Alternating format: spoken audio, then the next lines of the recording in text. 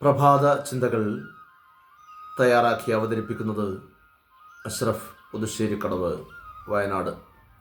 ഇന്ന് 2025 മാർച്ച് മാസം 14, കൊല്ലവർഷം 1200, കുംഭമാസം 30, ഹിജ്റ വർഷം 1446, റമദാൻ മാസം 13, വെള്ളിയാഴ്ച. ഒരു വ്യവസായി വലിയൊരു വിരുന്നൊരുക്കി. നാട്ടുകാരെയും കൂട്ടുകാരെയും ഉൾപ്പെടെ എല്ലാവരെയും ആ വിരുന്നിലേക്ക് ക്ഷണിച്ചു. അവരെല്ലാം വിരുന്നിനെത്തിയെങ്കിലും ആ വിരുന്ന് എന്തിനു വേണ്ടിയാണെന്ന് ആർക്കും അറിയില്ലായിരുന്നു. ആകാംക്ഷ സഹിക്കവയ്യാതെ കൂട്ടത്തിലുള്ള ഒരാൾ വ്യവസായിയോട് കാര്യം തിരക്കി. അദ്ദേഹം പറഞ്ഞു, ഇന്ന് രാവിലെ അപകടത്തിൽപ്പെട്ട് ഞാൻ സഞ്ചരിച്ച കാർ തകർന്നു തരിപ്പണമായി.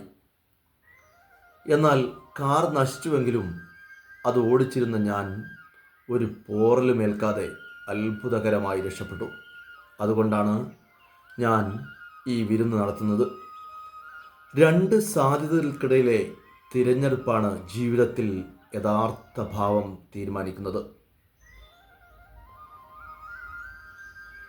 ഒന്നുകിൽ നമുക്ക് നഷ്ടങ്ങളുടെ ഭാരം പേറി വിലപിച്ചുകൊണ്ടിരിക്കാം, അല്ലെങ്കിൽ ശേഷിക്കുന്ന അനുഗ്രഹങ്ങളെ കൂട്ടുപിടിച്ച് യാത്ര തുടരാം.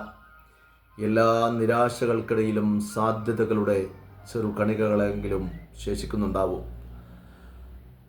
അവ കാണാതിരിക്കാൻ മാത്രം കണ്ണിലെ വെളിച്ചം നഷ്ടപ്പെടാതിരുന്നാൽ മതി. മുറിച്ചു മാറ്റപ്പെട്ട മരത്തിൻ്റെ വേരിൽ പോലും പുതുനാമ്പുകൾ മുളക്കും. ചിലപ്പോൾ ഫലങ്ങളുണ്ടാവും. ഒരാൾക്ക് നേരിയ ശ്വാസമെങ്കിലും എടുക്കാനാവുമെങ്കിൽ ജീവൻ ശേഷിച്ചിട്ടുണ്ട് എന്നാണ് അതിൻ്റെ സൂചന.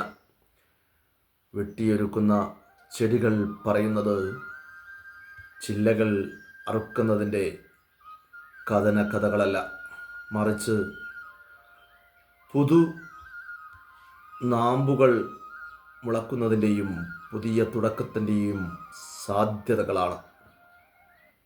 ഒരു കാലവും ഒരുപാട് കാലം നിലനിൽക്കില്ല. അത് നല്ല കാലമായാലും കഷ്ടകാലമായാലും എല്ലാറ്റിനെയും അഭിമുഖീകരിക്കാനും അതിജീവിക്കാനും നമുക്ക് കഴിയണം. നാം തയ്യാറാവണം. ഈ കാലവും ഈ സമയവും കടന്നു പോവുക തന്നെ ചെയ്യും. പ്രഭാത ചിന്തകൾ നാളെ കാലത്ത് ഇതേ സമയത്ത് കേൾക്കാം. ഏവർക്കും നന്മ നിറഞ്ഞ ഒരു ദിനം ആശംസിക്കുന്നു. നമ്മുടെ ചാനൽ സബ്സ്ക്രൈബ് ചെയ്യുക, ഷെയർ ചെയ്യുക.